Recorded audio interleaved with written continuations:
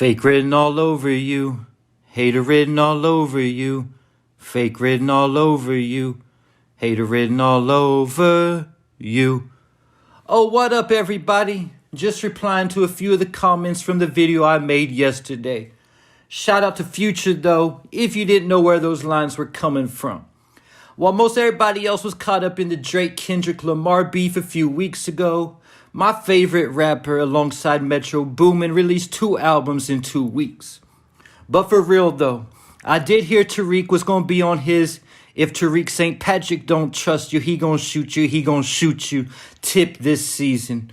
Or at least I hope he is on that tip. Getting me to the topic for today, Stars released another exclusive clip over the weekend.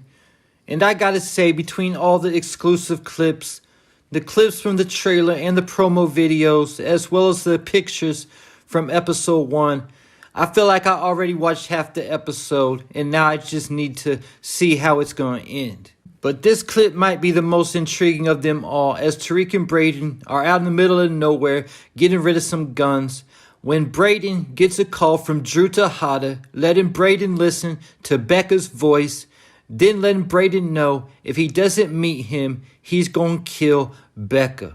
We also get another clue from the beginning of this clip before Braden gets on the phone, as Tariq and Braden are dumping their guns in some water, and Tariq tells Braden, well, that didn't work. This has to be talking about the scene with Tariq and Braden with their guns that I talked about yesterday, with the 2 outside of a very high security building trying to get to Noma's daughter, Anya. So that attempt isn't gonna work.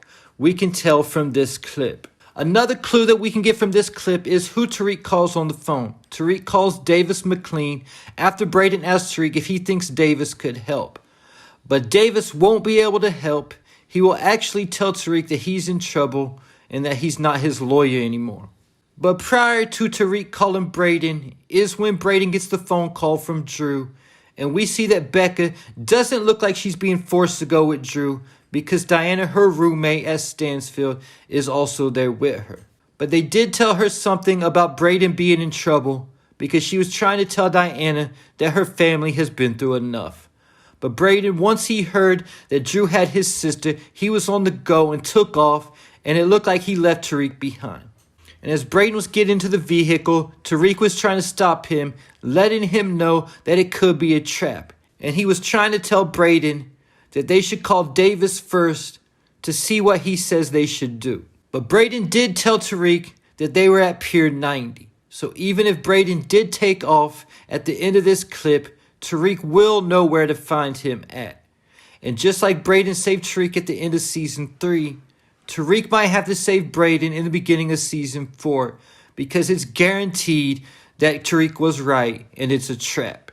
And since the death of Lorenzo and then killing Gordo and the Castillo family, Drew's character has taken a very dark turn. At the end of Season 3, he arranged for both Tariq and Tasha to be killed, as well as Monet.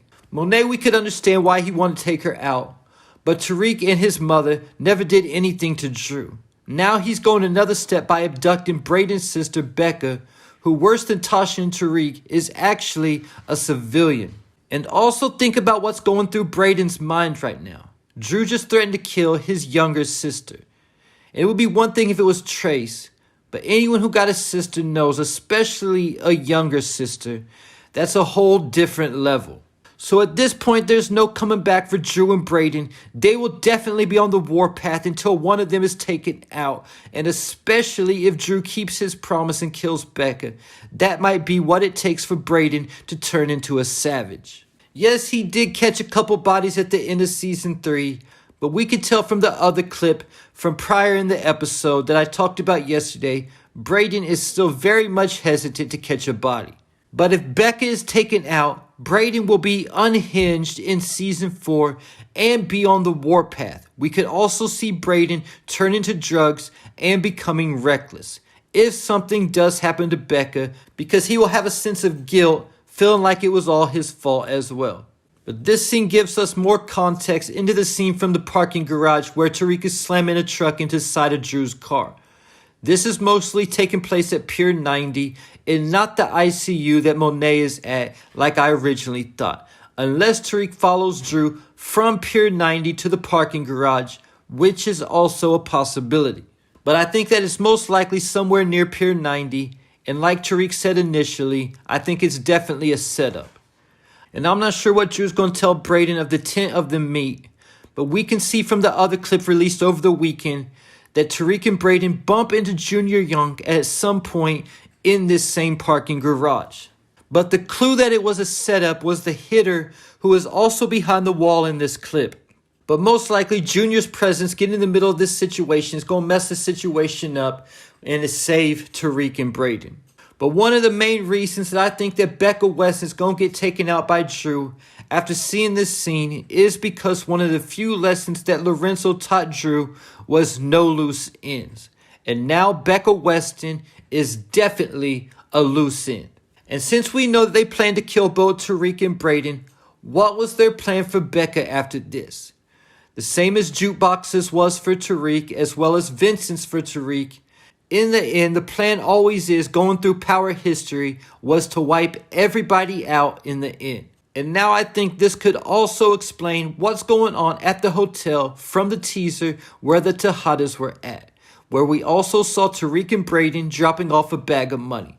This hotel could potentially be where the Tejadas are holding Becca at. But the clip I started off this video talking about with Tariq and Braden at the lake also had Braden asking Tariq if he had any money to get out of town, and Tariq told him no. So a big question is, how are they going to come up with the funds to get the bag of money, the potential ransom money to get Becca back? Also, keep in mind that the Tejadas have a legitimate beef with the Weston family after losing $2 million in the Ponzi scheme in Season 3. So this could potentially start out about getting to Tariq and Braden for Noma, but it could end by being about owing the Tejadas that $2 million. And the hotel I just got done talking about also has a clip of Drew and Diana running for their lives. Most everybody originally thought they were running from either Tariq, Kane, or Monet when the trailer first dropped. But now I'm thinking that most likely they were running from Braden, because this beef between Braden and Drew will most likely supersede any of the other beefs, especially if Becca is killed. Because the fact that the beefs last season weren't so bad that somebody actually died. If Becca gets killed, this will start a snowball effect leading to one killing after the next. And the fact that Diana could potentially be pregnant with Tariq's child is another dynamic to add to this, because if Diana is involved in Becca's death, Braden will have a problem with her also. So the dynamics between Braden and Diana could play out like a combination of Tommy and Holly and Tommy and Angela. And there you have it. Leave your thoughts, theories, and predictions in the comments.